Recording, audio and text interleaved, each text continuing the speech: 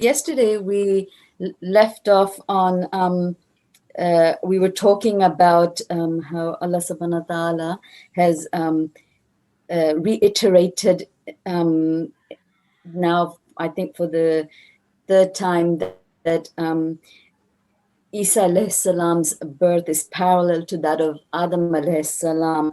They were both created from dust, and with the divine words be, they came into existence. So Allah commands us to believe this as the truth, and not to be among the doubters, and urges the Prophet to challenge the disbelievers, to invoke the curse of Allah on those who are liars. So the Christians in those days, and especially with the visit from Najran, the delegation from Najran, they insisted on their beliefs of Isa alayhi salam's divinity, and Allah subhanahu wa ta'ala commands the Prophet then in Surah Al-Imran to challenge these disbelievers and innovators to invoke, and Allah subhanahu wa ta'ala says, call some of your believers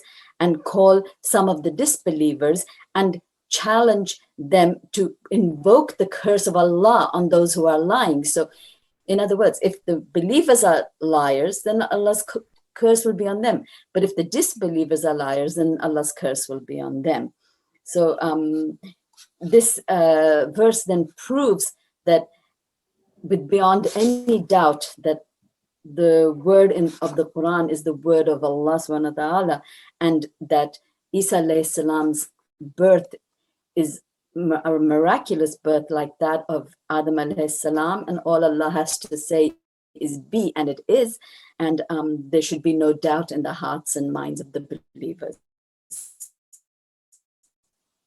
So now move on to verse 65 to 101. Allah subhanahu wa ta'ala has now addressed the people of the scripture and talks about them and describes them. The people of the scripture are addressed directly by Allah subhanahu wa ta'ala in the first few verses of this section, and asked a series of questions that are aimed at revealing their folly in their beliefs.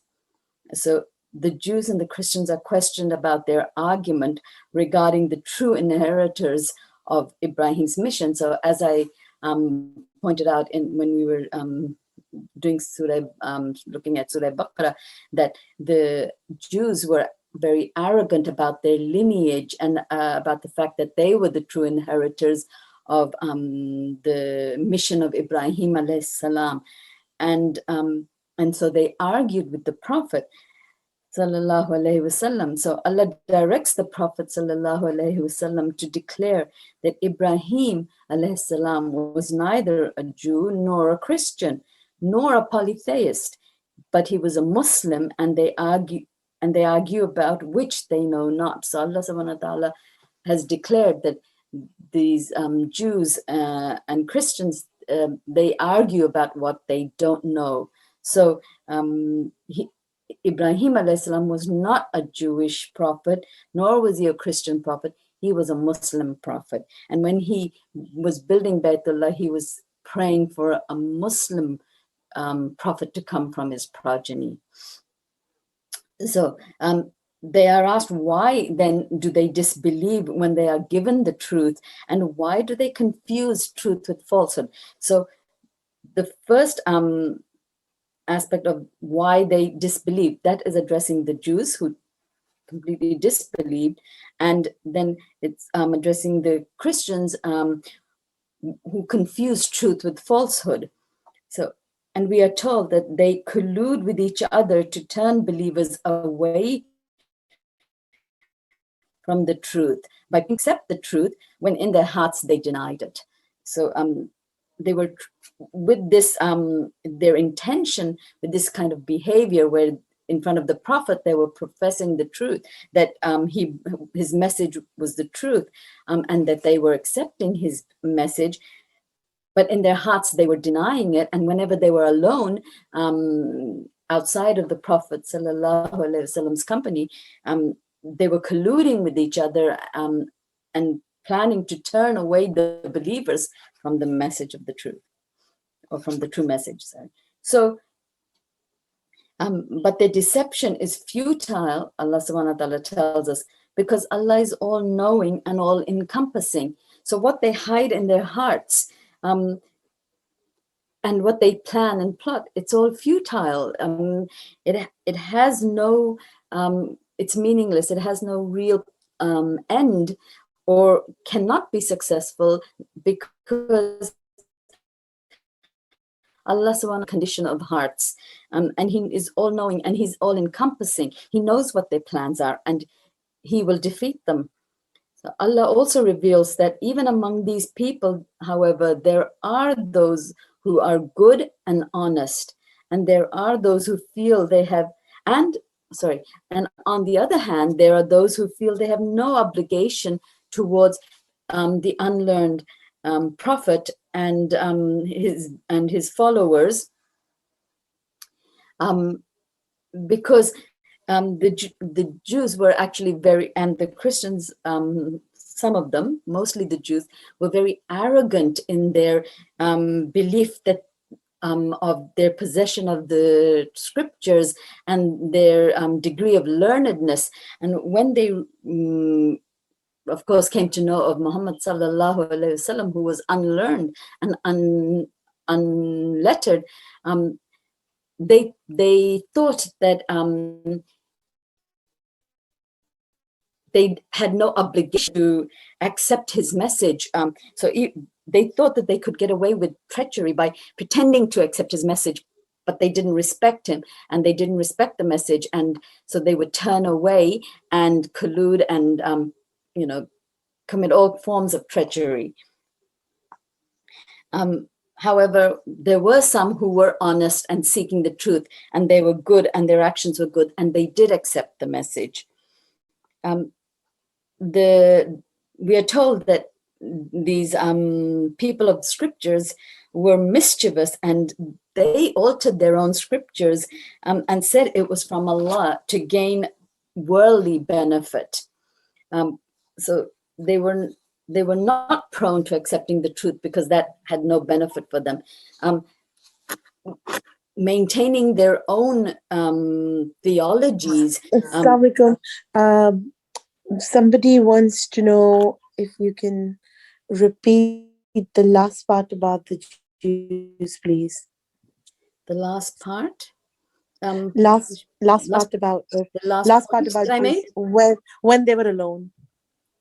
Oh, when they were alone, like in front of the prophet, they pretended that they accepted his message, but when they were alone, they denied it, because in their hearts there was this arrogance, and they believed that they were learned and that they had the true scriptures, the Torah, and they had in it, they had everything they needed to know, although they had distorted the true message and Ibrahim alayhi salam's mission. They had distorted it in their scriptures, and their scriptures were not the true word of Allah subhanahu wa ta'ala anymore. But because they had this complex and book, and they were learned and they could read it, and they were educated, they felt that they didn't owe any obligation to a prophet who was unlearned, and the followers who a lot of them could not read or write. So they felt that they were more superior to the new Muslims, and they professed in front of the prophet, they professed that they accepted his message and it was a message of truth, but really they were denying it in their hearts. And it was actually their attempts to, and the reason they did this was because they wanted to lead a lot of the believers away from the truth. And Allah subhanahu wa ta'ala tells us that these efforts of theirs were eventually futile, and they were going to be futile because Allah subhanahu wa ta'ala is all encompassing and all knowing. He knows the conditions of their heart. Does that answer the question? Yeah. Is that okay? Yeah, it's fine. Yeah. All right. So then in ayat 79 to 80, the Christian belief of the divinity of Jesus and Billah is denounced, as Allah announces that no prophet would order people to worship himself or ask for angels to be worshipped. So it is an impossibility that a prophet, the Prophet sallallahu alaihi wasallam, or any prophet before him, including Isa alayhi salam, would never order people to worship himself, and or order angels to be worshipped. So those who say such are believers in a religion other than what Allah has subhanahu wa ta'ala has sent, and any other religion that is outside the religion of Allah subhanahu wa ta'ala, that is Islam, will never be accepted from them. They will endure the curse of Allah subhanahu wa ta'ala and the angels and of mankind. So theirs is a miserable fate in this world and the hereafter. So, however, for those, again, Allah subhanahu wa ta'ala is most forgiving and most merciful, and he says that those who repent and correct their beliefs, then Allah is most forgiving and Allah will accept their repentance. The believers are warned against following the people of the scriptures who aim to turn them away from the path of Allah subhanahu wa ta'ala towards unbelief after they have believed. And if any do so, if any do follow the people of the scriptures in their deviousness, then and they increase in their disbelief, their repentance will not be accepted.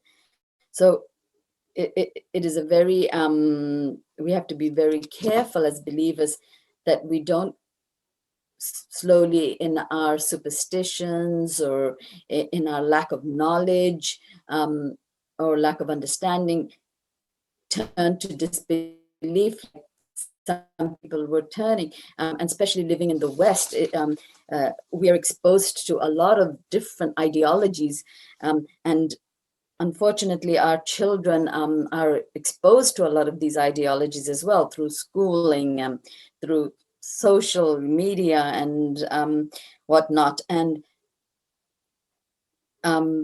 we have to make sure that we provide them with the means of access to the Quran and to the correct faith, so that they do not turn towards disbelief. Because if they turn towards disbelief, and the only way that that would happen is if their belief was not strong enough. And if they turn towards disbelief and they increase in their disbelief and they do not repent, then repenting on your deathbed is not considered repentance by Allah subhanahu wa ta'ala. So, however, if in this life, out of error of judgment, they were moving towards disbelief, but they come back with sincere repentance and they repent, Allah is most forgiving and Allah will accept all repentance. But it is our job as parents to ensure that we teach our children exactly what correct faith is, but we can't teach them until we know it ourselves. So we have to strengthen our faith through acquiring knowledge. It is incumbent upon every single one of the believers to acquire knowledge. It is not okay to just, act upon hearsay. Oh, this is how our parents or our forefathers practiced their religion, and we just carried on without seeking knowledge. You will be questioned on the day of judgment that Allah's religion was available to you. You were, and especially if you were born a Muslim and born in the Islamic faith, and you did not seek and correct your knowledge and ensure that you were on the correct, on the path of Sirat al-Mustaqim, and that you did not raise your children in the correct faith. There is a big responsibility and a big question waiting on the day of judgment. So I know that when we're young and we seek to, when we're getting married and we seek to have children and fulfill our lives and that, but it is a grave responsibility because your entire future generations depend on you today. If you have correct knowledge, you will pass on correct knowledge to your children, and then they will pass on correct knowledge to their children. And you have at least done your duty and played your part in trying to secure the future generations of the Muslim Ummah.